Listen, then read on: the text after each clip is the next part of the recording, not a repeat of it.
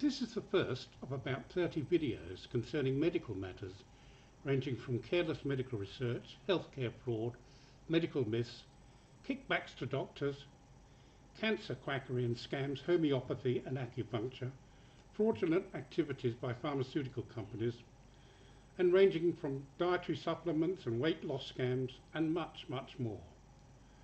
Along the way, I will provide resources so you can check the facts. Remember, it's not what the doctor tells you which may be important, but what he doesn't tell you. Let me give you a concrete example of what doctors don't reveal in under a minute. Something that can change the quality of life you experience as you age. The human brain is composed of nearly 60% fat molecules. Research in recent years confirmed that essential fatty acids, EFAs, are among the most crucial molecules that determine your brain's integrity and ability to perform. EFAs play vital roles in the creation and function of neurotransmitters, without which a whole range of mental abilities would not be possible. In short, EFAs are vital for the well-being of the brain and, by extension, your own well-being. So, you have a balanced diet and your brain appears to be functioning well. Why should you be concerned?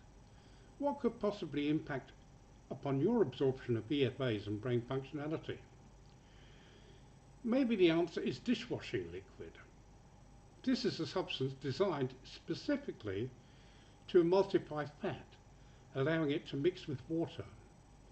In the human body, when emulsification of EFAs occurs, the EFAs are excreted and any benefits they would normally be given are lost when they're flushed down the toilet. Traces of detergent left on cutlery and dishes become absorbed into the human body over time, where they have an effect out of all proportion to their volume. Don't believe me? Place 1 drop of detergent in a bowl of milk to see this for yourself. Think of the cumulative effects over decades. Now think of the rise in neurodegenerative diseases such as Alzheimer's disease, Parkinsonism, and others such as Huntington's and senile dementia. This first video is about the perils of exercise. I don't know about you, but I'm fed up, absolutely fed up, to the few remaining of my back teeth, hearing about the health benefits of exercise. Most of what you hear is absolute nonsense, as I will show you in this video. Let's start with sports medicine. How big is it? How credible is it? How does diet and exercise impact upon you? Firstly, the industry is huge, multi-billion-dollar industry, which has seen an explosion of growth in the past 50 years. According to Xeon Research in Florida, sports medicine was a USD $6.61 billion industry in 2014 and is forecast to grow US $8.63 billion in 2020, growing at a combined average growth rate of 4.7% between 2015 and 2020. It is part of the wider $1.5 trillion global sports industry, which in 2016 attracted $35 billion per annum in annual company spending for sports advertising alone. The current image of modern sports medicine has been carefully crafted to give the industry credibility, invoking the idea of selfless physicians dedicating much of their lives to develop a therapeutic art. Proponents of modern sports medicine will draw one's attention to an industry timeline which stretches back to the original Olympic Games and the Greek Herodotus, a physician of the 5th century BC who recommended diet and exercise for athletes and is often called the father of sports medicine. This timeline may be a bit of a stretch when one considers the original Olympic Games were abolished by the Christian Byzantine Emperor Theodosius I in 393 AD, and then revived over 1,500 years later in 1896 by Baron Pierre de Coubertin. Still, when have the facts ever stood in the way of a good advertising pitch? Modern sports medicine has a much more recent history and stems from 1968, when a Dr. J.C. Kennedy organised a group of physicians who became the first official team of physicians to attend the Summer Olympics. Nowadays, a whole army of sports physicians, leading entourage of physical therapists, athletic trainers, nutritionists, massage therapists, chiropractors, etc., attend each of the various teams at the Olympic Games, giving the industry a standing and authority which obviously increases their overall credibility. Their sacred utterance is diet and exercise. Just how valid is this mantra? In the 60s and 70s, members attending fitness centres were medically advised to eat a high-protein diet in order to bulk up their muscles. This advice was gratuitously extended to gyms all over the Western world, and it became the trainer's mantra for many years. Beefsteaks were often cited as an excellent protein source. Obtaining protein from plants was rarely mentioned, perhaps because of the concept of eating rabbit food clashed with the muscle-bound image of Charles Atlas, a popular fitness enthusiast of the era. Interestingly, Atlas, whose real name was Angelo Siciliano, died at 79 due to clogged arteries.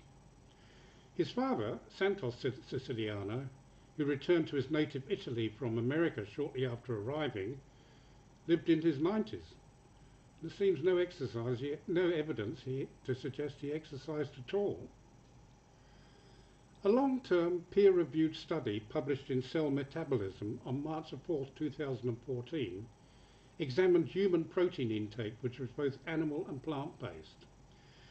The authors stated that using an animal-based protein source, respondents aged 50 to 65 reporting higher protein intake had a 75% increase in overall mortality and a fourfold increase in cancer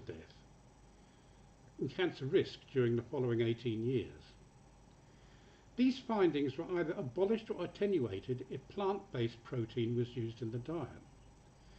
It seems paradoxical that hundreds of thousands of fitness centre attendees, in pursuit of a healthier life, died prematurely and often had to endure a lingering death from cancer. Another, and still popular, exercise regime is aerobics, a specific exercise method developed by Dr. Kenneth Cooper, an exercise physiologist, and Colonel Pauline Potts, a physical therapist, both of the United States Air Force. In the late 60s, Cooper published the exercise manual Aerobics, but sales never gained traction until the early 80s, and only after Jane Fonda's exercise videos in 1982 became popular. Subsequently, aerobics gained worldwide popularity. Tens of thousands of aerobic centres opened globally to supply the demand from the public for this new exercise trend. Soon afterwards, many attendees complained about knee pain, often caused by a tear to the medial meniscus. This invariably required surgery to remove the torn tissue, which was causing inflammation and pain to the knee. What has been learned is that repetitious exercises, especially those with a high impact component, cause the degeneration of the knee structures.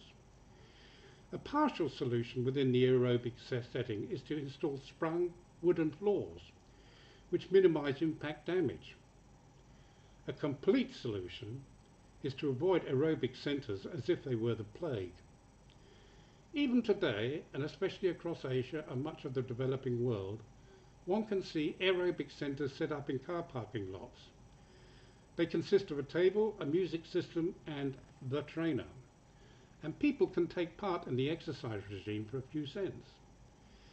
The advent of aerobics has, and still is, responsible for crippling many people who can't afford treatment, causing unnecessary pain and suffering to hundreds and thousands of others, and is no doubt assisted in the rapid expansion of sports medicine as a discipline under the medical industry umbrella. Of course, no discussion of exercise would be complete without some words about jogging. The father of jogging in the United States, Jim Fixx, authored the 1977 best-selling book, The Complete Book of Running, which sold over 1 million copies. He is credited with helping start America's fitness revolution, popularizing the sport of running, and demonstrating the health benefits of regular jogging. He died of a heart attack while jogging at 52 years of age. In October 2009, 3 runners died in the Detroit Half Marathon. The 3 collapsed within 16 minutes of each other during the race and were aged 26, 36 and 65. But what is the overall incidence of death during marathons? A study presented to the American College of Cardiology in 2009 found the risk of sudden death during a marathon is 0.8%, 0.8 per 100,000 people, which doesn't seem too high a risk. But is this the whole story? What about those who complete the marathon, then suffer a terminal cardiac event later? These unfortunates are not included in the study given to the American College of Cardiology. According to another study presented at the Canadian Cardiovascular Congress 2010 in Montreal, the extended vigorous exercise performed during a marathon raises cardiac risk 7-fold.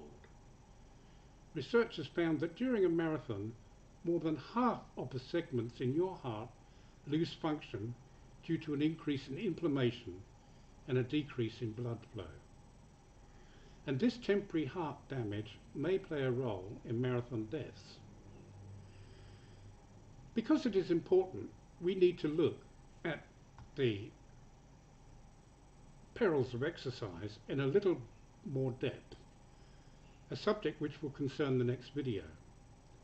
So until then, stay well, stay healthy, and subscribe to my channel to avoid medical misinformation ruining your life.